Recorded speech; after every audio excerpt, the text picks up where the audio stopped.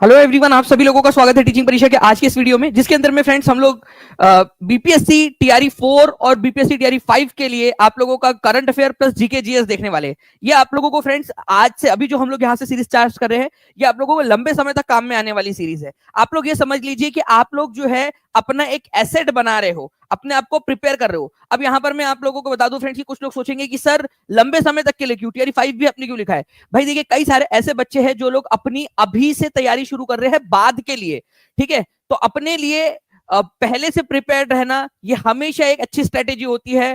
ठीक है, चलिए नाउ फ्रेंड्स, अब हम लोग यहाँ पर में स्टार्ट करते हैं हमारे पहले क्वेश्चन के साथ में। ठीक है, पहला क्वेश्चन है, during the Quit India Movement who resigned from the post of advocate general in protest against the arrest of leaders by the Britishers.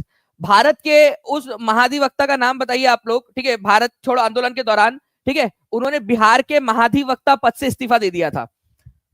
तो यहां पर मैं आप लोग ये चीज देखिए कि इन्होंने क्या किया, भारत के महाधिवक्ता पद से इस्तीफा दे दिया क्योंकि क्विट इंडिया मूवमेंट के समय में बहुत सारे लोगों को अरेस्ट कर लिया गया था। इस क्वेश्चन को आप very very very important mark करिए, आप सभी के सभी लोग। बहुत ज्यादा इंपॉर्टेंट क्वेश्चन है, मैं आपको बता रहा हूं, हमेशा आप लोगों को आगे रखने का काम करेगा टीचिंग परीक्षा, और वही उसी कड़ी में आपको पढ़ा रहा हूं ये। ठीक है, और यहां पर मैं क्या हो जाएगा आंसर, आंसर आप लोगों को हो जाएगा बलदेव सहाय। ये बिहार के महाधिवक्ता थे, एडवोकेट जनरल थे, सरकारी वकील थे।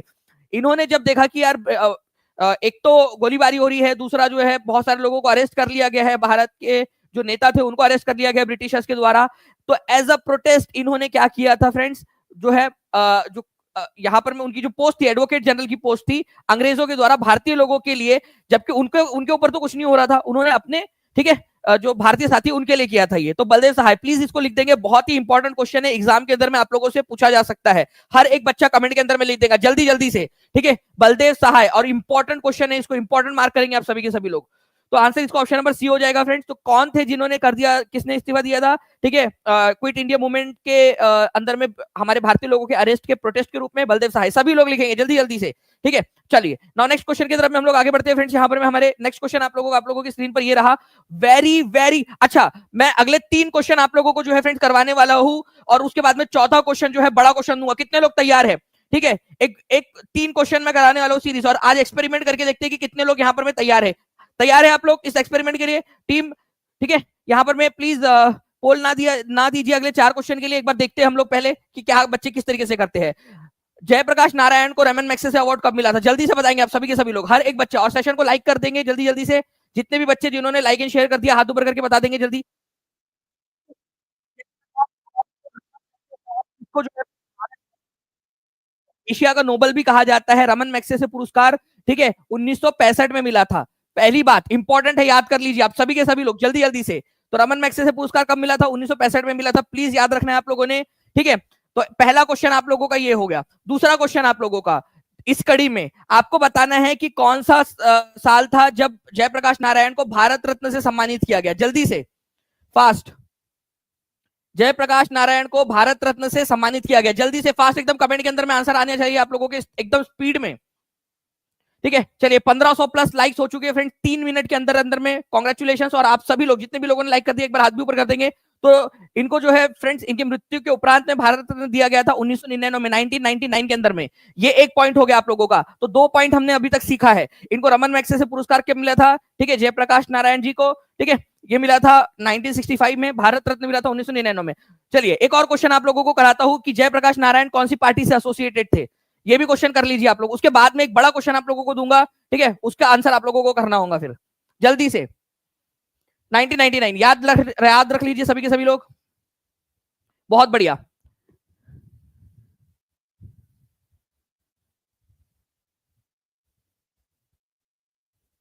आंसर आप लोगों ने करना स्टार्ट कर दिया फ्रेंड्स यहाँ पर में। तो जयप्रकाश नारायण जो है सोशलिस्ट पार्टी, भारतीय कांग्रेस से नहीं जुड़े थे वो, ठीक है, भारतीय जनसंघ, जनसंघ जो है वो बीजेपी की पूर्ववर्ती पार्टी, उससे भी नहीं जुड़े थे। सोशलिस्ट पार्टी नाम की एक पार्टी बनाई थी, उससे जुड़े हुए थे ये आप लोगों ने याद रखना है, सोशलिस्ट पार्टी से। इंपॉर्टेंट है, एग्जाम के अंदर में आप लोगों से पूछा जा सकता है। तो जयप्रकाश नारायण, ठीक है, सोशलिस्ट विचारधारा के थे, समाजवादी विचारधारा के थे, ठीक है, और इसी वजह से उन्होंने सोशलिस्ट पार्टी की गठन किया था।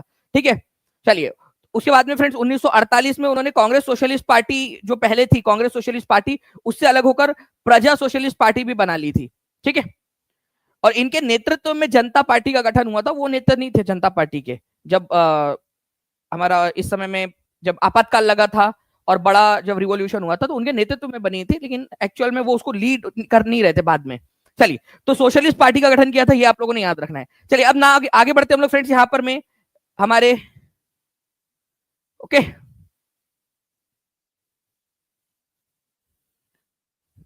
इस क्वेश्चन का आंसर करिए आप लोग।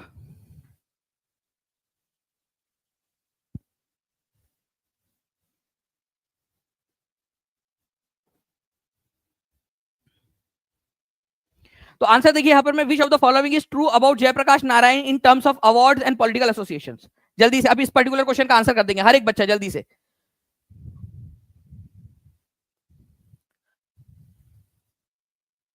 टीचिंग परीक्षा के एप्लीकेशन के ऊपर में फ्रेंड्स आज मैं आप लोगों के लिए, ठीक है, एक जो है स्कोर बूस्टर क्लास लेने वाला हूँ 7 बजे, ठीक है, तो उसके लिए तैयार रहिएगा। सबके लिए फ्री है स्कोर बूस्टर क्लास। आज रात में 7 बजे हमारी एक छोटी सी क्लास होगी जिसके अंदर में हम लोग बहुत सारे क्वेश्चन करेंगे। तो जिन बच्चों ने भी टीचिंग परीक्षा एप्लीकेशन डाउनलोड नहीं किया वो लोग कर लेंगे। कैसे आप लोगों को स्कोर बूस्टर देखना है वो भी अभी थोड़ी देर में बता दूंगा मैं आप लोगों को। चलिए, तो देखिए यहाँ पर मैं अगर मैं बात करूं फ्रेंड्स, यहाँ पर उन्होंने 1965 के अंदर में भारत रत्न मिला था, ठीक है, ये गलत है। 1965 के अंदर में उनको भारत रत्न नहीं मिला था, उनको रमन मैग्सेसे पुरस्कार मिला था, ठीक है। वे कांग्रेस पार्टी से जुड़े थे नहीं, वो सोशलिस्ट पार्टी से जुड़े हुए थे, ठीक है। उन्हें 1999 में भारत रत्न दिया गया, ये बात बिल्कुल सही है। 1999 में भारत रत्न दिया गया था। तो क्या पूछा आपसे, सही वाला पूछा है ना, ट्रू पूछा है तो आंसर सी हो जाएगा। अगर नॉट ट्रू पूछा होता तो डी हो जाता, ठीक है। यहाँ पर मैं ट्रू पूछा है इसलिए सी आंसर हो जाएगा इसका।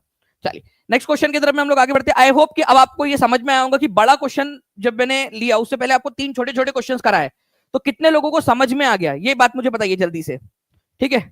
कितने लोग हैं जिनको ये चीज अब समझ में आ गई कि बड़ा क्वेश्चन जो है बहुत आसानी से सॉल्व कर लिया उन्होंने छोटे छोटे क्वेश्चन देकर। ये पद्धति है, ठीक है, पढ़ने की, बेहतर तरीके से पढ़ने की। अगर आप लोग चाहते हो तो ऐसे क्वेश्चन में करवा सकते हो। चलिए प्रैक्टिस क्वेश्चन में देख लेते हैं 45वीं बीपीएससी का क्वेश्चन आप लोगों का, और मोटिवेशन आप लोगों का बढ़ता जाएगा। जल्दी बताइए यहाँ पर में इस क्वेश्चन का क्या आंसर हो जाएगा। जयप्रकाश नारायण किस पार्टी से संबंधित थे? तो जयप्रकाश नारायण जो है फ्रेंड्स सोशलिस्ट पार्टी से संबंधित थे, ठीक है। देखिए आपने बीपीएससी का क्वेश्चन कर दिया सॉल्व। नेक्स्ट क्वेश्चन देखिए आप लोगों का friends, who led the peasants in Bihar during Non Cooperation Movement, ठीक है। नॉन कॉपरेशन मूवमेंट जो है असहयोग आंदोलन के दौरान में बिहार के अंदर में किसने नेतृत्व किया था? बहुत ही फेमस क्वेश्चन है, ठीक है। तो नॉन कॉपरेशन मूवमेंट के समय में बिहार का नेतृत्व जो है फ्रेंड्स वो कौन कर रहे थे? Swami Vidyanand. Very very very important question, ठीक है। प्लीज इस क्वेश्चन को याद रखिएगा आप लोग, बहुत ज्यादा इंपॉर्टेंट क्वेश्चन है ये, और ये बार बार पूछा जाता है आप लोगों से, ठीक है। तो बिहार के अंदर में नॉन कॉपरेशन मूवमेंट का नेतृत्व कर रहे थे स्वामी विद्यानंद जी, ठीक है। अपने आप में पूछा जा सकता है और भी लोग थे इसके अंदर में, ठीक है, जैसे स्वामी सहजानंद जी जो है फ्रेंड्स बाद में जुड़े। आप लोगों को पता है कि 1936 से 1930 के अंदर में, 1938 के अंदर में स्वामी सहजानंद जी भी एक बहुत बड़े किसान नेता के रूप में उभरे। लेकिन नॉन कॉपरेशन 1920 के अंदर में, ठीक है, कौन नेतृत्व कर रहा था? स्वामी विद्यानंद जी। ये आप लोगों ने याद रखना है, इंपॉर्टेंट एग्जाम के अंदर में पूछा जा सकता है, ठीक है। स्पेशली दरभंगा का इलाका जो था वहां से ये नेतृत्व कर रहे थे 1919-20 का जो समय था ना, ठीक है। तो उस समय में दरभंगा के अंदर में मेन इनका जो केंद्र था, ठीक है, बिहार में उनका प्रभाव था पूरा, लेकिन मेन जो केंद्र था स्वामी विद्यानंद जी का वो था दरभंगा के अंदर में। ये याद रखना आप लोगों ने, दरभंगा राज्य के अंदर में इनका मेनली फोकस था। वहां पर में जो जमींदारी राज चल रही थी उसके खिलाफ उन्होंने बहुत आवाज उठाई थी, ओके। तो ये आप लोगों ने याद रखना है। छपरा के अंदर में जो है फ्रेंड नॉन कॉपरेशन मूवमेंट के समय में छपरा के इलाके के अंदर में, छोटा इलाका था छपरा के इलाके के अंदर में, ठीक है, राहुल सांकृत्यायन जो थे उनका नेतृत्व, उनका लीडरशिप थी, ठीक है। तो कौन थे छपरा के इलाके के अंदर में? अगर ये क्वेश्चन पूछ लिया जाए केवल छपरा के इलाके में, राहुल सांकृत्यायन, ठीक है। दरभंगा और पूरे बिहार में जिसका प्रभाव था वो थे स्वामी विद्यानंद जी। क्वेश्चन के थ्रू भी याद करा तो डोंट वरी। चलिए आगे बढ़ते हैं हम लोग यहाँ में, who led the Darbhanga peasant movement and in which year did it occur, ठीक है। चलिए अब इसका आंसर करेंगे सभी लोग जल्दी से। दरभंगा के इलाके के अंदर में किसानों का नेतृत्व किसने किया था और कौन से साल थे? लगभग लगभग लगभग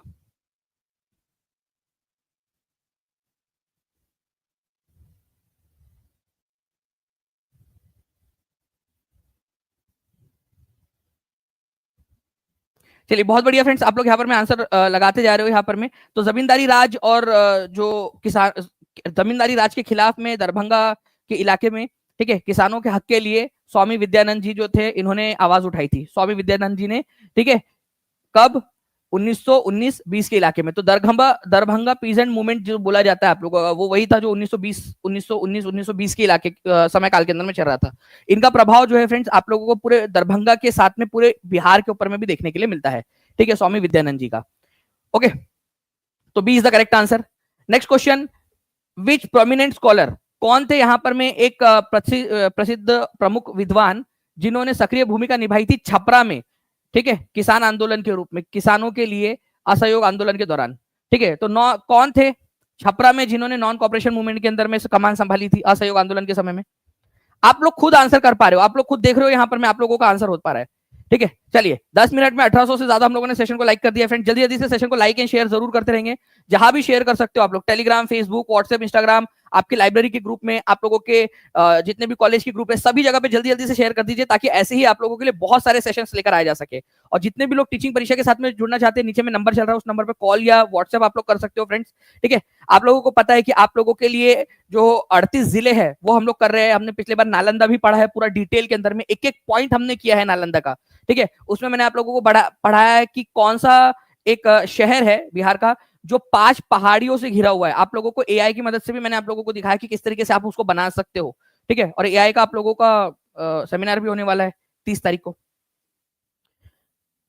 तो आप सभी लोग जो है टीचिंग परीक्षा के साथ में जुड़ सकते हैं सारी चीजें सीखने के लिए। तो राहुल संकृत्यान जो है फ्रेंड्स ये छपरा में लीड कर रहे थे नॉन कॉपरेशन मूवमेंट के दौरान में। ठीक है, तो आंसर इसका ऑप्शन नंबर बी हो जाएगा। नेक्स्ट क्वेश्चन देखिए आप लोग यहाँ पर में, when and by whom was Sadaqat Ashram establish. Sadaqat Ashram जो है फ्रेंड्स किसने इसकी स्थापना की थी, सदाकत आश्रम की? चलिए जल्दी बताइए आप लोग, सदाकत आश्रम की स्थापना कब हुई थी? तो सदाकत आश्रम की स्थापना जो है फ्रेंड्स एक स्वतंत्रता सेनानी थे, ठीक है, गांधी वादी नेता, गांधी जी के साथ में गांधी जी से बड़े प्रभावित थे। ठीक है, उनका नाम था मौलाना मजरुल हक। सदाकत आश्रम, ठीक है, 1921 के अंदर में इन्होंने स्थापना की थी। ठीक है, सदाकत आश्रम की। तो प्लीज इसको याद रखिएगा आप लोग, बहुत इंपॉर्टेंट है। सदाकत आश्रम की स्थापना 1921 में मौलाना मजरुल हक ने की थी। फेमस क्वेश्चन है ये आप लोगों का। ठीक है, आपको बताना चाहता हूं फ्रेंड्स यहां पर मैं एक और इसी से रिलेटेड क्वेश्चन आप लोगों का बन सकता है, इसको प्लीज याद रखेंगे आप सभी के सभी लोग। ठीक है, एक और क्वेश्चन इसी से रिलेटेड बन सकता है आप लोगों का कि व्हेन एंड बाय हुम, किसने और कब बिहार विद्यापीठ की स्थापना की, या बिहार विद्यापीठ जो है उसकी नींव रखी थी? बताइए। ठीक है, उद्घाटन किया था, बेसिकली नींव रखी थी, स्थापना की नींव रखी थी।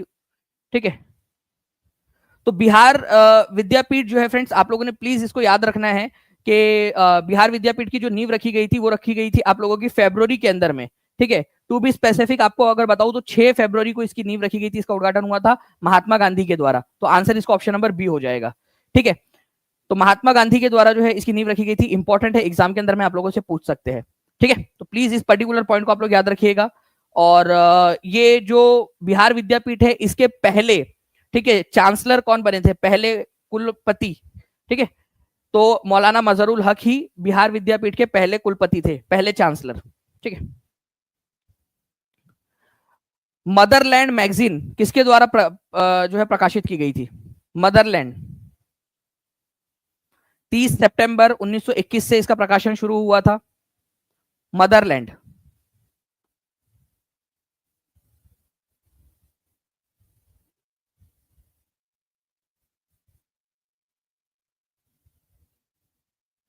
एक बार जल्दी जल्दी से शेयर करते रहेंगे फ्रेंड, ताकि आप लोगों के लिए और भी बहुत सारे ऐसे क्वेश्चंस मैं करवाता रहूं। ठीक है, आपको बताना है कि मदरलैंड मैगजीन जो है इसका प्रकाशन 1921 में 30 जो है सितंबर 1921 के अंदर में मौलाना मजरुल हक जो थे उन्होंने स्टार्ट किया था। ये याद रखेंगे आप सभी के सभी। इंपॉर्टेंट पॉइंट है, 30 सितंबर 1921 को मौलाना मजरुल हक ने मदरलैंड नाम से जो अखबार या मैगजीन जो थी, ठीक है, रिसाला, उसको शुरुआत की थी। ये याद रखेंगे आप सभी के सभी लोग। इंपॉर्टेंट है, कब की थी, किसने की थी और कौन से साल में की थी, ये इंपॉर्टेंट है आपका। ठीक है, 30 सितंबर 1921 को मौलाना मजरुल हक ने मदरलैंड नाम से अखबार या फिर मैगजीन जो थी उसको निकाला था। इंपॉर्टेंट पॉइंट है।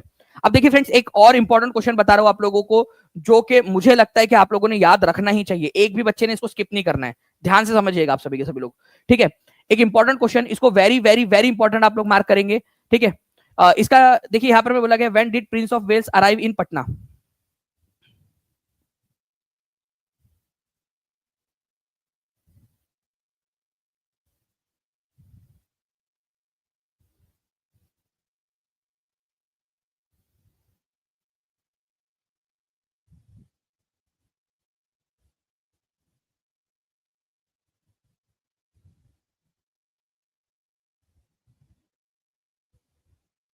जी।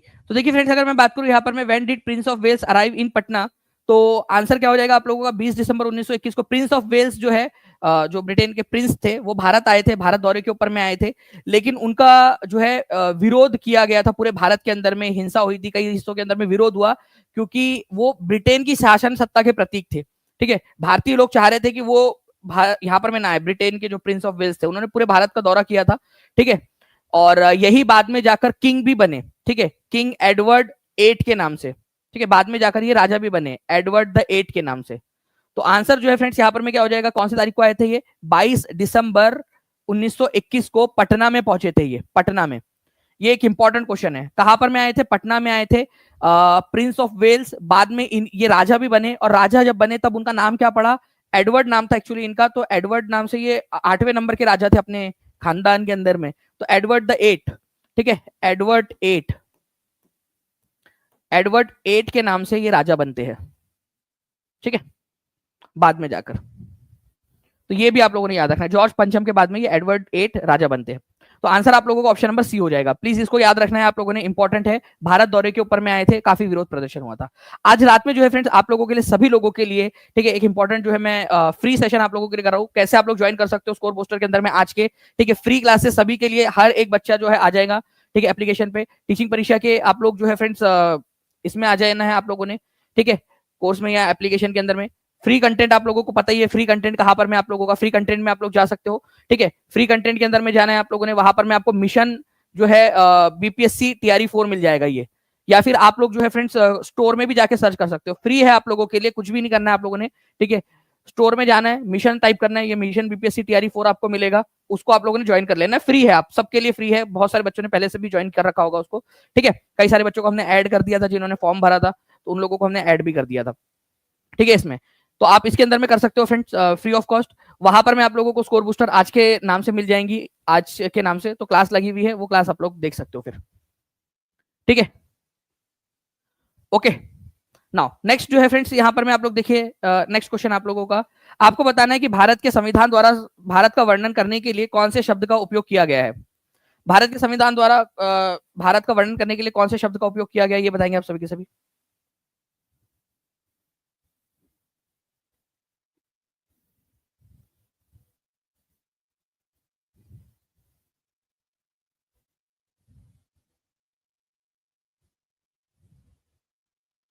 चलिए, बहुत बढ़िया फ्रेंड्स, यहाँ पर मैं भारत के संविधान द्वारा भारत का वर्णन करने के लिए कौन से शब्द का उपयोग किया गया है, तो ये उपयोग किया गया है फ्रेंड्स यूनियन ऑफ स्टेट्स का। ठीक है, यूनियन ऑफ स्टेट्स, भारत जो है क्या होगा, राज्यों का संघ होगा, ये आप लोगों ने याद रखना है।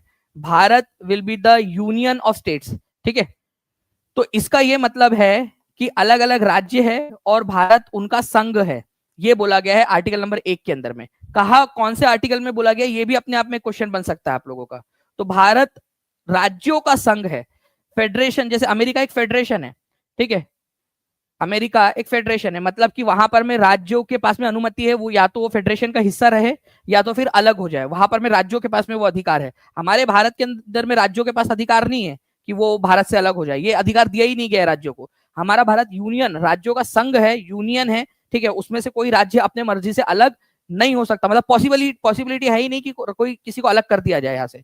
ठीक है, इसी वजह से हमारे संविधान के निर्माताओं ने फेडरेशन शब्द के जगह पे, देखो फेडरल स्ट्रक्चर होना अलग चीज है, कहीं उसमें कंफ्यूज मत होना आप। फेडरल, जैसे हम बोलते हैं हमारा भारत फेडरल स्ट्रक्चर है, फेडरल स्ट्रक्चर का मतलब होता है एक से ज्यादा सरकारों का होना, लेकिन फेडरेशन वो अलग चीज है। फेडरेशन का मतलब होता है कि कोई आके आपके इसमें जुड़ा है, संघ में जुड़ा है।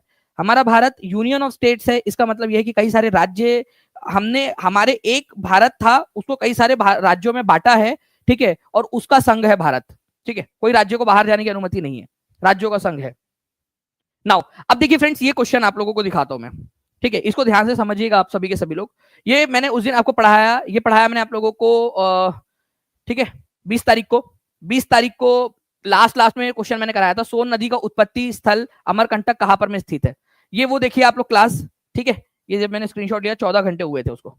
ठीक है, आप देख भी सकते हो यहां पर मैं आप लोगों के सामने, यहां पर मैंने आप लोगों को नर्मदा लिखा भी है ब्रैकेट में, कितने लोगों को दिख रहा है, आप देख रहे हो यहाँ पर मैंने बोला कि सोन हो जाए, नर्मदा हो जाए, ये सब याद रखना है आप लोगों ने।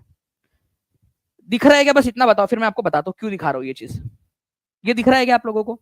Amarkantak the source place of Son river, ठीक है, मैंने बोला था नर्मदा भी वहीं से निकलती है, इज सिचुएटेड एट, आपको बताया माइकल रेंज, ठीक है। आप सेकंड वाला ऑप्शन देखिए मकालू रेंज है, थर्ड वाला देखिए राजमहल हिल्स है। दिख रहा है आप लोगों को ये चीज? नाउ अब आप देखिए फ्रेंड्स, ये क्वेश्चन बीपीएससी एलडीसी उसी दिन, ठीक है, जब मैं पढ़ा रहा था उस समय पेपर चल रहा था, 20 सितंबर को उसी दिन ये पेपर क्वेश्चन आया। अमरकंटक जो सोर्स है सोन का, नर्मदा का, ये आप देख सकते हो, नर्मदा यहां पर मैं लिखा है, महानदी का, ठीक है, कहां पर में है? ऑप्शन देखिए माइकल रेंज, मकालू रेंज, राजमहल हिल्स, और ये more than one of the की जगह पे महादेव हिल्स लगा दिया। और ये उसी दिन की बात है जिस दिन मैं पढ़ा रहा था, आप यहाँ टाइमिंग देख सकते हो, ठीक है, जिस समय मैं पढ़ा रहा था आप लोगों को उस समय में ये पेपर चल रहा था, ठीक है। तो टीचिंग परीक्षा आप लोगों के लिए फ्रेंड्स हमेशा ये एक्सपीरियंस से आता है कि कौन सी चीज पढ़ानी है कौन सी नहीं, और इसी वजह से बोल रहा हूँ कि टीचिंग परीक्षा के जो स्टूडेंट्स है वो आगे रहेंगे। मैंने हमेशा आप लोगों को बोला है, जब भी रैंक बूस्टर आपको पढ़ाता हूँ मैं आपको हमेशा बोलता हूँ कि आप लोग पढ़िए, अच्छे से पढ़िए। जो भी आप लोगों को पेड क्लास में जितना भी कंटेंट दिया, बहुत सोच समझ के विचार करके दिया हुआ है ताकि आप लोग आगे बढ़ जाए। एईडीओ के कोर्स में जब आपको पढ़ा रहे तो वो बहुत सोच समझ के कंटेंट आपको दे रहे। हिंदी के अंदर में कल मैंने 38,000 से ज्यादा क्वेश्चन ऐड किए, 38,000 प्लस क्वेश्चन कल ऐड कर एक पीडीएफ अपलोड किए। कितने लोगों को मिली है हिंदी वाले कोर्स के अंदर में? एईडीओ में ऐड किया है उसको, और 6 to 8 हिंदी में, 9-10 हिंदी में, और कॉम्बो जो कोर्स है हमारा हिंदी वाला उनमें, कि भाई हिंदी वाले बच्चों का तो बेड़ा पार हो गया, ठीक है, पूरा का पूरा। चलिए, तो ये उसी दिन की बात है, सेम जब मैं पढ़ा रहा था उस समय पेपर हो रहा था, आप यहाँ पर में देख सकते हो। नाउ आगे बढ़ते हम लोग फ्रेंड्स, यहाँ पर में हमारे नेक्स्ट क्वेश्चन के साथ में, संयुक्त राष्ट्रीय विकास कार्यक्रम, ठीक है, आपका यूनाइटेड नेशंस डेवलपमेंट प्रोग्राम जिसको बोलते हैं यूएनडीपी, बहुत ज्यादा आजकल न्यूज में रहता है, बहुत सारे क्वेश्चंस आ रहे हैं, ठीक है। यूएनडीपी मैं बता रहा हूँ, वो जो हिंदी वाली पीडीएफ है वो 6 to 8 हिंदी, जो 6 to 8 वाले जो बच्चे जो जिन्होंने हिंदी से पेपर दे रहे हैं, 9-10 वाले बच्चे जो हिंदी से दे रहे हैं, और एईडीओ वाले बच्चे, क्योंकि एईडीओ के अंदर में 100 नंबर का हिंदी है, ठीक है, बाकी जगह पे तो 22 ही नंबर का, इसी वजह से तो जो एईडीओ है उसमें 38,000 क्वेश्चन की कल पीडीएफ मैंने अपलोड किए। उसमें आप लोगों के, ठीक है, इतने सारे, कम से कम 150 एग्जाम्स के क्वेश्चन है उसमें अलग अलग। तो यूनाइटेड नेशन डेवलपमेंट प्रोग्राम की अगर हम लोग बात करेंगे फ्रेंड्स, तो इसका हेडक्वार्टर न्यूयॉर्क के अंदर में, ये याद रखेंगे आप सभी के सभी लोग, बहुत ही इंपॉर्टेंट है। यूनाइटेड नेशन डेवलपमेंट प्रोग्राम की स्थापना 1965 के अंदर में की गई थी, न्यूयॉर्क के अंदर में इसका हेडक्वार्टर है, ठीक है, इंपॉर्टेंट पॉइंट आपका, ठीक है। चलिए, नाउ मानचित्र पर दो बिंदुओं के बीच की दूरी को मापने के लिए आप किस चीज का इस्तेमाल करोगे? ठीक है, मानचित्र आपने बना लिया, ठीक है, ठीक है, ये आपका मायका, ये आपका ससुराल। अब आपको मापना है कि कितना दूर है, ठीक है, तो आप कैसे मापोगे? तो फ्रेंड्स एक इंस्ट्रूमेंट है जो आपकी हेल्प करता है। एक तो चलो स्केल मेथड से आप लोग कर सकते हो कि वो नीचे में स्केल दी होती है कि 1 सेंटीमीटर का मतलब कितना किलोमीटर, ठीक है, एक तो वो है। लेकिन एक डायरेक्ट इंस्ट्रूमेंट भी आता है उसके लिए, ठीक है, जिसको ओपिसोमीटर बोलते हैं। क्या बोलते हैं? ओपिसोमीटर। ओपिसोमीटर में दिखाऊं आप लोगों को कैसे दिखता है? ये ऐसे दिखता है ओपिसोमीटर, ओपिसोमीटर बोलते हैं इसको, ठीक है, ओपिसोमीटर लिख लेंगे सभी लोग। ये ओपिसोमीटर क्या करता है, इसके अंदर में ना आप लोगों के पास में यहाँ पर में एक वो होता है, आप सेट कर सकते हो कि 1 सेंटीमीटर मतलब कितना किलोमीटर, ये यहाँ पर में सेट हो जाता है। फिर आपको जहां से भी जाना है, जैसे यहाँ से आप इसके ऊपर में इसको चलाना स्टार्ट करोगे, यहाँ चक्का है, ये एक चक्का है, जितना आप चलोगे, ठीक है, वो ये बता देगा कितना किलोमीटर का आपने चलाया करके। जैसे 1 सेंटीमीटर का मतलब मान लो उस मैप के ऊपर में आपने सेट कर दिया, 1 सेंटीमीटर का मतलब हो गया 100 किलोमीटर फॉर एग्जाम्पल, ठीक है, फॉर एग्जाम्पल। तो जैसे ही 1 सेंटीमीटर ये चलेगा यहाँ पर में 100 दिख जाएगा। मान लो कि आप 1.1 सेंटीमीटर चले हो, ठीक है, तो 1.1 सेंटीमीटर का मतलब 110 किलोमीटर हो जाएगा, ठीक है, 110 किलोमीटर, तो यहाँ पर मैं दिखा देगा 110 किलोमीटर चले करके आप, ठीक है। तो ओपिसोमीटर एक ऐसा इंस्ट्रूमेंट है, ठीक है, जो डिस्टेंस, मैप के ऊपर में डिस्टेंस, एक्चुअल डिस्टेंस मापने के काम आता है। तो मानचित्र पर दो बिंदुओं के बीच की दूरी को मापने के लिए जो उपकरण का इस्तेमाल होता है, ठीक है, प्लेनिटीमीटर, पोरोसोमीटर या पायरोमीटर नहीं बोलते उसको, उसको ओपिसोमीटर बोलते हैं। मैं लिख देता हूं यहां पर में भी आप लोगों का, ओपिसोमीटर, ठीक है, ओपिसोमीटर बोला जाता है, ठीक है। चलिए, तो ओपिसोमीटर बोलते हैं, ये याद रखना है आप सभी लोगों ने। नाउ नेक्स्ट क्वेश्चन की तरफ में हम लोग आगे बढ़ते हैं फ्रेंड्स। आप लोगों को आपको बताना है कि निम्नलिखित में से कौन सा एक भूमि से घिरा हुआ बंदरगाह है। ये बंदरगाह पता है कैसा है? ठीक है, ये ऐसा एक छोटा सा रफ आप देख लीजिए यहाँ पर में, ठीक है, इधर में भूमि, इधर में भूमि, इधर में भूमि, जमीन जमीन जमीन, इधर से बस एक छोटा सा माउथ है, ठीक है, जो जहां से जहाज आते जाते हैं। तो तीन तरफ से जो है वो पानी से घिरा हुआ है, सॉरी पानी से तो बंदरगाह घिरे हुए होते हैं, जमीन से घिरा हुआ है, ठीक है, जमीन से घिरा हुआ है। नाउ अब देखिए फ्रेंड्स, एक इसके बाद में क्वेश्चन आप लोगों को मैं आपको बताने वाला हूँ, बहुत ही इंपॉर्टेंट वाला। तो ये विशाखापट्टनम जो है आप लोगों ने याद रख लेना है प्लीज, इंपॉर्टेंट है विशाखापट्टनम, जिसको आप लोग वाइजैग पोर्ट के नाम से भी जानते हो, प्लीज इसको भी याद रख लीजिएगा, वाइजैग भी बोला जाता है इसको, वाइजैग। ठीक है, वाइजैग पोर्ट, विशाखापट्टनम। ओके, तो विशाखापट्टनम पोर्ट जो है आप लोगों का, ये तीन तरफ से जमीन से घिरा हुआ पोर्ट है। ठीक है, ये भी याद रखेंगे आप लोग। और इसमें आप लोग प्लीज इसको भी एक चीज समझ लेना है आप लोगों ने, कि सबसे गहरा पोर्ट, अगर आर्टिफिशियल पोर्ट हमारा कोई है, सबसे गहरा वाला आर्टिफिशियल पोर्ट, ठीक है, तो वो वाइजैग पोर्ट ही है। ठीक है, अब एक क्वेश्चन आप लोगों का फ्रेंड्स, ये मैंने आप लोगों को, ठीक है, आप लोगों का 38 जिले और 38 कितने बच्चे उसमें ज्वाइन हो चुके हैं, पेड स्टूडेंट्स के लिए फ्री है, और बाकी के अगर आप लोग स्टूडेंट है जो अलग से जुड़ना चाहते हैं, ठीक है, वो लोग भी इसमें जुड़ सकते हैं 199 रुपीज में अलग से। कई सारे बच्चे अलग से भी जुड़े हुए हैं उसके अंदर में, कुछ लोग जो बच्चे हैं, और आप उसके अंदर में जुड़ सकते हो, जिसके तहत आप लोगों को जो है फ्रेंड्स ये सारी की सारी चीजें सीखने के लिए मिल जाएंगी। अब देखिए अपडेटेड मैं बता रहा हूं आपको। ओके, आप लोगों में से कई सारे बच्चे, जब पूछा जाता है पटना जिले का वन डिस्ट्रिक्ट वन प्रोडक्ट क्या है, तो पुराना वाला जो डेटा है ना, डेयरी प्रोडक्ट, वो लगा के आते हैं, डेयरी वाला प्रोडक्ट। अरे वो 2023 की लिस्ट के अनुसार है। ठीक है, 2023 की list. Okay,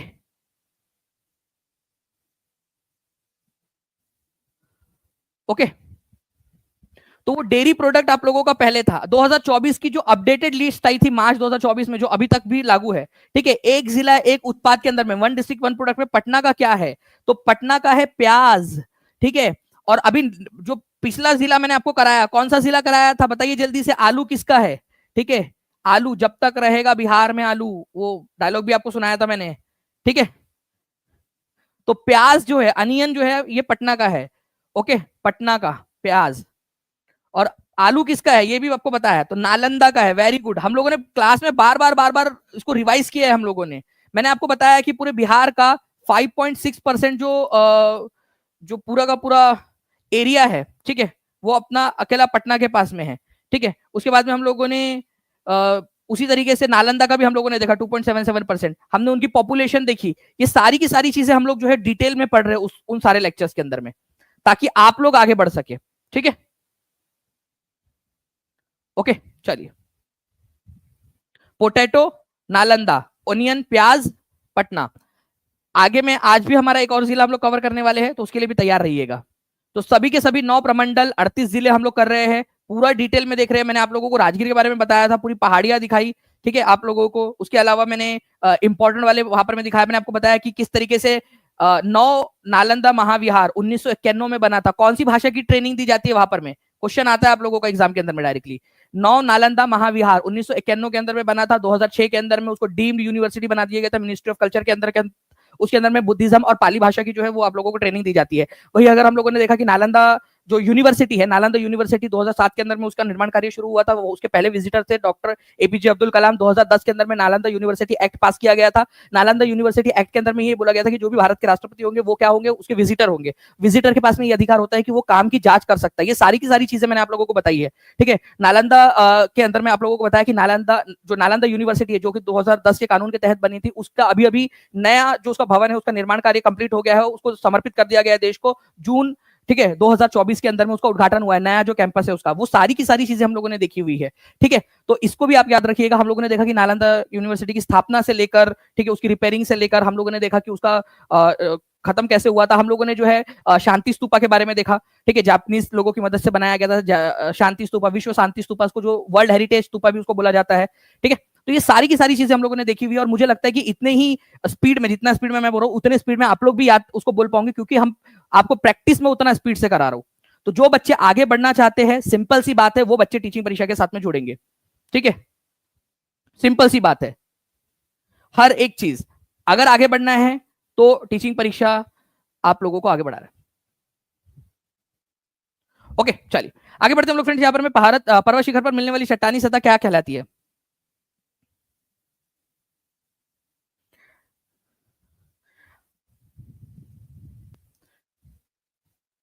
the Rocky surface on mountain soil, mountain top is called.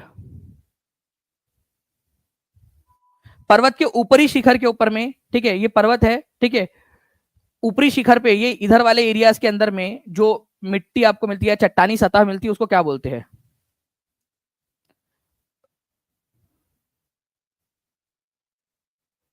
देखिए एक्चुअली ना ये जो मिट्टी है, ठीक है, इसको बोला जाता है फेल्सेनमीर। फेल्सेनमीर इसको बोलते हैं। और ये जो चट्टान है ये ठंड के वजह से बनती है। ठीक है, बहुत ज्यादा ठंड होती है ना, क्योंकि जितना ज्यादा ऊंचाई पे जाओगे वैसे वैसे ठंड बढ़ती है। हम जिस लेयर में रहते हैं एटमॉस्फेयर के वहां पर में, ठीक है, तो यहाँ पर में क्या होता है फ्रेंड्स की ठंड के वजह से उसमें एक अलग प्रकार की चट्टान का निर्माण हो जाता है जिसको फेल्सेनमीर बोला जाता है, उसमें जो परिवर्तन हो जाते हैं। तो पर्वत शिखरों के ऊपर में मिलने वाली जो चट्टान है उसको फेल्सेनमीर कहते हैं। फेल्सेनमीर, फेल्सेनमीर का मतलब भी होता है सी ऑफ दी रॉक्स। ठीक है, सी ऑफ द रॉक, चट्टानों का समुद्र, फेल्सेनमीर इसका मतलब ही होता है फेल्सेनमीर का। ठीक है, तो प्लीज इसको याद रखेंगे आप लोग कि जो चट्टानों के ऊपरी भाग, जो पर्वत है उसके ऊपरी या उसके शिखर वाली जो चट्टानें होती है उसको फेल्सेनमीर कहा जाता है। डायरेक्टली क्वेश्चन आप लोगों से पूछ सकते हैं ये बात, ये वाला। ठीक है, तो प्लीज इसको याद रखेंगे आप लोग, फेल्सेनमीर। ओके, चलिए नाउ आगे बढ़ते हैं हम लोग फ्रेंड्स। यहाँ पर में हाल ही में समाचार पत्रों में देखा गया, समाचारों में देखा गया माउंट इरेबस। ठीक है, ये कौन से महाद्वीप में स्थित है? माउंट इरेबस जो है फ्रेंड्स, मैं आपको बता दूं कि उस महाद्वीप का इकलौता एक्टिव वोल्केनो भी है। ठीक है, और दूसरे नंबर की सबसे ऊंची चोटी भी है उस महाद्वीप की। तो बताइए जल्दी से कहां पर में मिलेगा आपको माउंट इरेबस? माउंट इरेबस जो समाचार पत्रों में था अभी हाल ही में, क्योंकि वहां से जब वो उसमें उसकी जो ऐश निकली थी, उसके जब वो फटा थोड़ा सा, ठीक है, तो उसमें से सोने के कण मिले थे। अंटार्कटिका जो है फ्रेंड्स, ये याद रखना है आप लोगों ने, अंटार्कटिका के अंदर में है। ओके, तो अंटार्कटिका कहां पर में दिया हुआ है यहाँ ऑप्शन के अंदर में? कहीं पे भी नहीं, तो आंसर हो जाएगा option number E, none of the above. Antarctica के अंदर में है। ठीक है, तो अंटार्कटिका के अंदर में है माउंट इरेबस, ये याद रखेंगे आप सभी के सभी लोग। ठीक है, माउंट इरेबस अंटार्कटिका के अंदर में। और आप लोगों को एक चीज और बता दूं कि माउंट इरेबस जो है वो सेकंड नंबर की सबसे ऊंची चोटी और एक्टिव वोल्केनो है अंटार्कटिका की। लेकिन अंटार्कटिका की सबसे ऊंची चोटी कौन सी, अगर ये क्वेश्चन आ जाए आप लोगों से, ठीक है, अंटार्कटिका की सबसे ऊंची चोटी कौन सी है, तो ये याद रखना है आप लोगों ने, माउंट विल्सन है। माउंट विल्सन, ये आप लोगों को मैंने कहां पर में कराया पता है आप लोगों को? कंटिनेंट वाली क्लास के अंदर में। कितने बच्चे हैं जो ओल्ड बैच के थे, अब न्यू बैच में वापस से भी पढ़ाने वाला हूं मैं आप लोगों को ये पूरा का पूरा, तो आप लोग तैयार रहिएगा। एडीओ के अंदर में भी पूरा का पूरा हम लोग पढ़ेंगे इसको। ठीक है, तो जो बच्चे पुराने बैच में थे उन लोगों को पता होगा, अभी नए बैच में फिर से पढ़ाऊंगा। और एडीओ के कोर्स में भी हम लोग उसको अलग से देखने वाले हैं, तो सभी बच्चे जुड़ जाएंगे। जो बच्चे एडीओ के अंदर में नहीं जुड़े वो लोग भी जुड़ सकते हैं जल्दी जल्दी से। ठीक है, तो माउंट विल्सन अंटार्कटिका की सबसे ऊंची चोटी, अंटार्कटिका की सबसे ऊंची चोटी। ओके, ये याद रखना है आप लोगों ने। उसी में मैंने आपको माउंट इरेबस के बारे में भी बताया था कि माउंट इरेबस जो है वो अंटार्कटिका का ही सबसे सेकंड नंबर का ऊंची शिखर है और उसका अकेला एक्टिव वोल्केनो। ठीक है, तो ये प्लीज इसको याद रखना है आप लोगों ने, इंपॉर्टेंट पॉइंट है, एग्जाम के अंदर में आप लोगों से पूछ सकते हैं। ठीक है, माउंट इल्सन इसकी सबसे ऊंची चोटी, माउंट इल्सन, माउंट विल्सन। नेक्स्ट क्वेश्चन की तरफ में हम लोग आगे बढ़ते हैं फ्रेंड्स। अब देखिए ये बड़ा क्वेश्चन है। ठीक है, मैं चाहूंगा कि आप सभी लोग इस पर्टिकुलर क्वेश्चन का आंसर करें। ध्यान से समझिए आप लोग, चार ऑप्शंस इसके अंदर में अकेले दिए हुए हैं। ये केवल वही बच्चे सॉल्व करेंगे जिन लोगों को अपना आगे बढ़ना है, जो बच्चे चाहते हैं कि वो एग्जाम क्लियर करे। ठीक है, consider the following statement regarding the environment. World environment day is observed annually on 5 जून। 5 जून को जो है फ्रेंड्स वर्ल्ड एनवायरमेंट डे मनाया जाता है। क्या ये बात सही है? बिल्कुल सही बात है। इन्वायरमेंट प्रोटेक्शन को बढ़ावा देने के लिए हर साल मनाया जाता है। विश्व पर्यावरण दिवस का विषय है 2025 का प्लास्टिक प्रदूषण को समाप्त करना, putting an end to plastic pollution. Important है फ्रेंड्स, ये बहुत ही इंपॉर्टेंट है, बिल्कुल सही वाला पॉइंट है। पहला विश्व पर्यावरण दिवस 1992 में मनाया गया था, गलत बात। पहला मनाया गया था 1973 के अंदर में। ठीक है, तो पहला पर्यावरण दिवस जो है 1973 में मनाया गया था, इसी वजह से ये वाला गलत है। इस वर्ष जापान मेजबान देश था। हर बार क्या होता है फ्रेंड्स कि 5 जून को जब हम पर्यावरण दिवस बनाते हैं तो कोई ना कोई देश होता है जिसको मेजबानी दी जाती है, होस्ट कंट्री जिसको बोलते हैं। इस बार जापान नहीं था, तो कौन था ये आप लोग मुझे कमेंट करके बताएंगे, क्योंकि अपने आप में ये एक सिंगल क्वेश्चन बन सकता है, एक नंबर का सिंगल क्वेश्चन ये बन सकता है आप लोगों का। ठीक है, तो साउथ कोरिया जो है, ये याद रखना है आप लोगों ने, साउथ कोरिया था इस बार, साउथ कोरिया। अपने आप में इंपॉर्टेंट क्वेश्चन, मैंने आप लोगों को जो है फ्रेंड्स यहाँ पर आप समझ लीजिए 5 नंबर का ये क्वेश्चन करवा दिया है, क्योंकि ये क्वेश्चन एक पहला वाला अपने आप में पूछ सकते हैं, विश्व पर्यावरण दिवस कब मनाया जाता है। इस बार की थीम क्या थी? Putting an end to plastic pollution, plastic pollution को समाप्त करना इस बार की थीम थी, बिल्कुल सही बात है। पहला वर्ल्ड एनवायरमेंट डे कब मनाया गया था फ्रेंड्स? ये मनाया गया था 1973 में, उसकी थीम थी ओनली वन अर्थ। ठीक है, तो फर्स्ट वाला जो मनाया गया था उसकी थीम क्या थी? ओनली वन अर्थ, ये आप लोगों ने याद रखना है। ठीक है, उसके बाद में इस वर्ष जापान देश था नहीं, इस बार जो है फ्रेंड्स आप लोगों ने याद रखना है साउथ कोरिया था। इंपॉर्टेंट पॉइंट है आप लोगों का, ठीक है। नाउ अभी एक जो है आप लोगों को मैं बहुत ही इंटरेस्टिंग सी जो चीज है ना वो भी दिखाना चाहता हूँ। इस क्वेश्चन का आंसर आप लोग करिए यहाँ पर। मैं पहले निम्न में से कौन सा देश एशियाई फुटबॉल कप 2027 की मेजबानी करेगा, ये आपको बताना है कि कौन सा देश है जो एशियाई फुटबॉल कप जो है उसकी मेजबानी करने वाला है।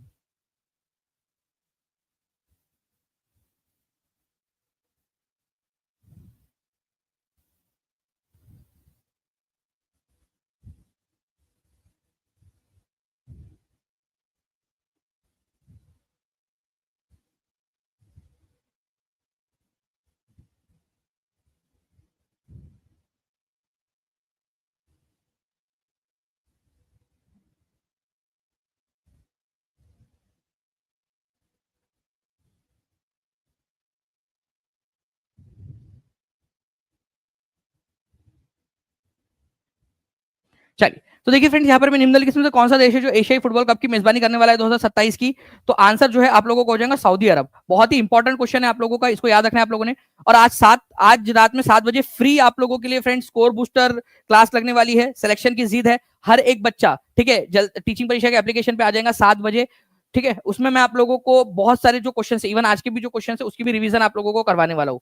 ओके चलिए, तो यहाँ पर मैं हम लोगों ने देखा कि सऊदी अरब जो है वो एशियाई फुटबॉल कप जो है एशियन फुटबॉल कप 2027 इसकी मेजबानी सऊदी अरब करने वाला है। ये क्वेश्चन इंपॉर्टेंट है, प्लीज याद रख लेना है आप लोगों ने।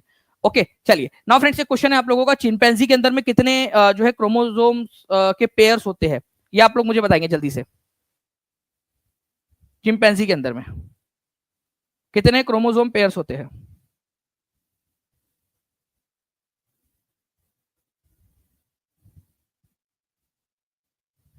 तो चिंपैंजी के अंदर में अगर हम लोग बात करेंगे फ्रेंड्स, इंसानों के अंदर में कितने होते हैं और चिंपैंजी के अंदर में कितने होते हैं, ये दोनों ही आप लोगों को पता होना चाहिए, ठीक है। ह्यूमंस के अंदर में होते हैं 23 पेयर्स, ठीक है, जिसमें से 22 ऑटोसोम्स होते हैं और जो है एक 22 पेयर्स आपके ऑटोसोम्स कहलाते हैं और एक सेक्स क्रोमोसोम होता है आप लोगों का, ठीक है, ह्यूमन के अंदर में। लेकिन मंकीज के अंदर में, चिंपैंजीज के अंदर में, ठीक है, कितने जोड़ी गुणसूत्र होते हैं या क्रोमोसोम्स होते हैं?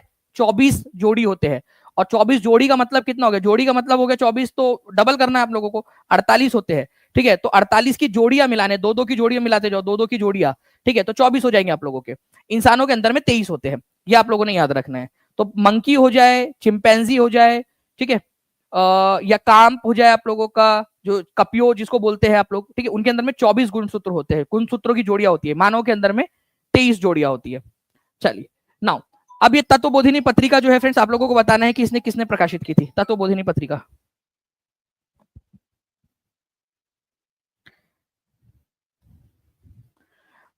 तो हु पब्लिश तत्वबोधिनी पत्रिका? राजा राम मोहन रॉय, केशव चंद्र सेन, ईवी रामास्वामी नायकर, देवेंद्रनाथ टैगोर। तो अगर मैं आप लोगों से बात करूं फ्रेंड, तत्वबोधिनी पत्रिका बहुत ही इंपॉर्टेंट है, ठीक है। तत्वबोधिनी पत्रिका और तत्वबोधिनी सभा नाम से भी एक संस्था इन्होंने ही बनाई थी, ठीक है। देवेंद्रनाथ टैगोर, रविंद्रनाथ टैगोर के पप्पा थे ये तत्वबोधिनी जो पत्रिका और तत्वबोधिनी सभा उन्होंने 1839 के अंदर में स्टार्ट की थी, 1839 के अंदर में। ये भी एक इंपॉर्टेंट पॉइंट है आप लोगों का, जो एग्जाम के अंदर में आप लोगों से पूछा जा सकता है। तो प्लीज इस पर्टिकुलर पॉइंट को आप लोग सभी लोग याद रखेंगे, ठीक है। चलिए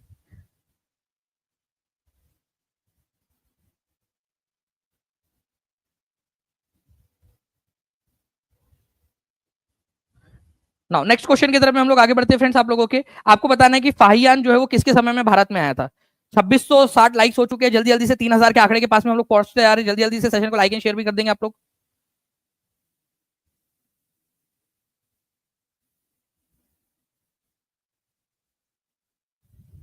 देखिए अगर मैं बात करूं फ्रेंड्स, ये चाइनीज पिलग्रिम फाहियान किसके समय में भारत के अंदर में आए थे, तो चाइनीज यात्री जो फाहियान थे वो आए थे किसके समय में? समुद्रगुप्त, कुमारगुप्त, चंद्रगुप्त वन या चंद्रगुप्त दो।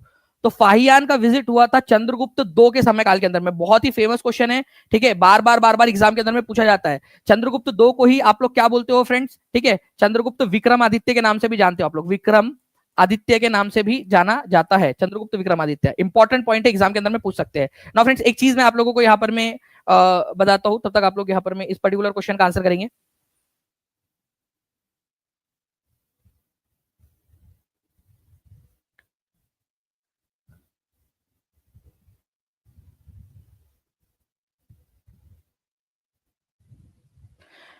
देखिए यहाँ पर मैं जितने भी बच्चे देख रहे हैं, ठीक है, मैं आप लोगों को बता दूं कि जब मैं आप लोगों से कहता हूं कि इतना लंबा समय हो चुका है पढ़ाते पढ़ाते और आप लोगों को एक्सपीरियंस के आधार पर पढ़ाया जा रहा है टीचिंग परीक्षा में, एक एक क्वेश्चन जब मैं लेता हूं यहाँ पर मैं आप लोगों के लिए, तो सोच समझ के ले रहा हूँ कि कौन सा क्वेश्चन पढ़ाना है। और जब भी आपने देखा होगा कि मैं किस क्वेश्चन होता है जिसके ऊपर मैं एक्स्ट्रा टेस्ट देता हूँ कि ये क्वेश्चन एग्जाम में आपका आएगा, इसको नोट कर लीजिए, इंपॉर्टेंट है, हर बार मैं ये कहता हूँ। एक मैं आप लोगों को छोटा सा क्लिप दिखाता हूँ, आप इस क्लिप को देखिए फ्रेंड्स। यहाँ पर मैं आप लोग जो है समझ जाओगे कि टीचिंग परीक्षा का पावर क्या है। और ये जब आप लोग शॉर्ट अभी अपलोड भी करेंगे इसको, तो आप लोगों ने वहां पर में लिखना है, आपका आप लोगों का कमेंट वहां पर में होना चाहिए जब ये शॉर्ट अपलोड होगा टीचिंग परीक्षा के चैनल के ऊपर में, ठीक है, उसके ऊपर में कि जी आप लोगों ने वो सेशन देखा था या पढ़ा था आप लोगों ने, या सेशन में मैंने बताया था, ताकि ऐसे ही टीचिंग परीक्षा आप लोगों के लिए कराते रहे। ध्यान, वेरी वेरी इंपॉर्टेंट, टीम से मैं रिक्वेस्ट करूंगा कि इसको आप स्क्रीन पर भी लिख दीजिए, ठीक है, और वहां बता दीजिए कि ये क्वेश्चन इंपॉर्टेंट है। मैं आप लोगों को बता रहा हूं फ्रेंड्स, ये क्वेश्चन आपके एग्जाम के लिए सुपर डुपर इंपॉर्टेंट है। मतलब मैं आप लोगों को बता नहीं सकता कि इस क्वेश्चन का इंपॉर्टेंस क्या है। आप लोग समझ लीजिए कि ये एक नंबर आप लोगों को मिल चुका है। आप चाहे तो ये क्लिप स्टोर करके रख लीजिए, ये क्वेश्चन एग्जाम के अंदर में आने वाला है।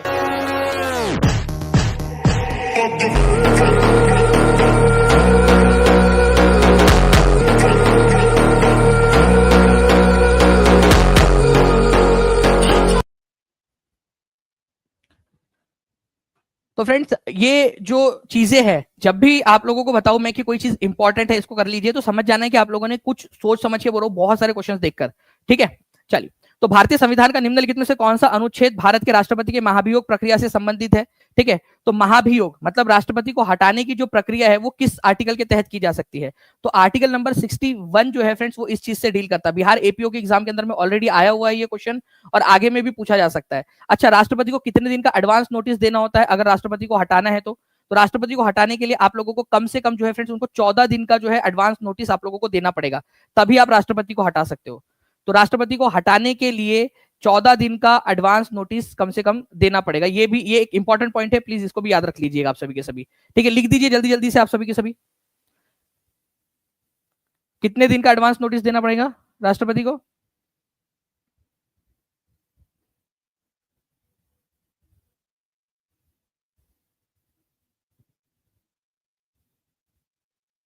चौदह दिन का एडवांस नोटिस, ठीक है, राष्ट्रपति को। अच्छा, राष्ट्रपति को हटाने की प्रक्रिया कहां पर में स्टार्ट की जा सकती है, लोकसभा में, राज्यसभा में, या कहीं पे भी। अगर राष्ट्रपति को हटाना है तो वो हटाने की प्रक्रिया कहां पर में स्टार्ट की जा सकती है, लोकसभा, राज्यसभा, या कहीं पे भी। 1400, यहाँ पर मैं जैसे मैं देख पा रहा हूँ फ्रेंड्स, यहाँ 2700 से ज्यादा लाइक्स आप लोगों ने कर दिए। जल्दी जल्दी से जितने भी बच्चे जिन्होंने लाइक कर दिए एक बार हाथ ऊपर कर देंगे, और जहां भी शेयर कर सकते हो जल्दी जल्दी से शेयर कर देंगे। और टीचिंग परीक्षा के एईडीओ के कोर्स के साथ में, या फिर आप टीचिंग परीक्षा के टीआरई 4 के कोर्स के साथ जुड़ना चाहते हो, या केवीएस हो जाए, DSSS भी हो जाए, तो नीचे में नंबर चल रहा है, उस पर कॉल या व्हाट्सएप आप लोग कर सकते हो, ठीक है। तो 14 दिन का नोटिस देना पड़ता है, संसद के अंदर में लाया जा सकता है, संसद में, ठीक है, चाहे आप लोकसभा में लेकर आ जाओ, ठीक है, चाहे आप राज्यसभा में लेकर आ जाओ, ठीक है, चलेगा। आप मुझे बताइए कि अब तक कितने राष्ट्रपति ऐसे हैं जिनको हटाया गया है, कोई है ऐसा कोई राष्ट्रपति जिनको महाभियोग के जरिए हटाया गया है, हाँ या ना, जल्दी से बताएंगे आप लोग। इसके अलावा जो है फ्रेंड्स आप लोगों का next question, in which year was Patna lawn renamed as Gandhi मैदान।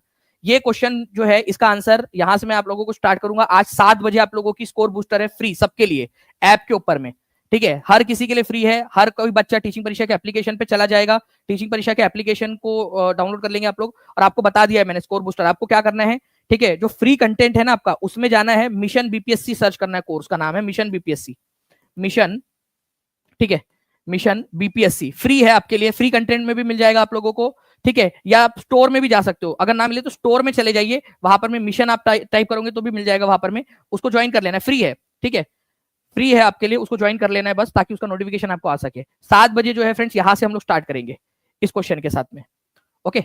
तो पटना लॉन का नाम गांधी मैदान कब किया गया था, बहुत ही इंपॉर्टेंट क्वेश्चन है, यहां से हम लोग स्टार्ट करने वाले हैं, ठीक है। और भी बहुत सारे क्वेश्चन है जो मैं आपको कराऊंगा।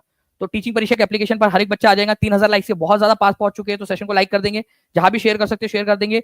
एईडीओ का कोर्स है आप लोगों का, इसके अलावा टीआरई 4 का न्यू बैच स्टार्ट हो चुका है, उसके अंदर में DSSS, केवीएस, ये सारे के सारे कोर्सेज आपके लिए अवेलेबल है बहुत ही अफोर्डेबल प्राइस के अंदर में। DS Max इस कूपन कोड का आप लोग इस्तेमाल कर सकते हो ताकि आपको मैक्सिमम डिस्काउंट मिल जाए, DS Max, ठीक है, ये कूपन कोड का इस्तेमाल कर लीजिएगा, आपको डिस्काउंट मिल जाएगा। ओके चलो, thank you very much friends, मिलते हैं हमारे नेक्स्ट क्लास के अंदर में स्कोर बूस्टर में, तब तक के लिए thank you very much, take care and bye, God bless you all. Score booster आप लोगों को मिल जाएंगी, ठीक है, टीचिंग परीक्षा के एप्लीकेशन में जाना है, इसके नीचे में आपको फ्री कंटेंट मिलेगा, या फिर आप स्टोर में जाकर भी उसको देख सकते हो, ठीक है। चलो, थैंक यू वेरी मच।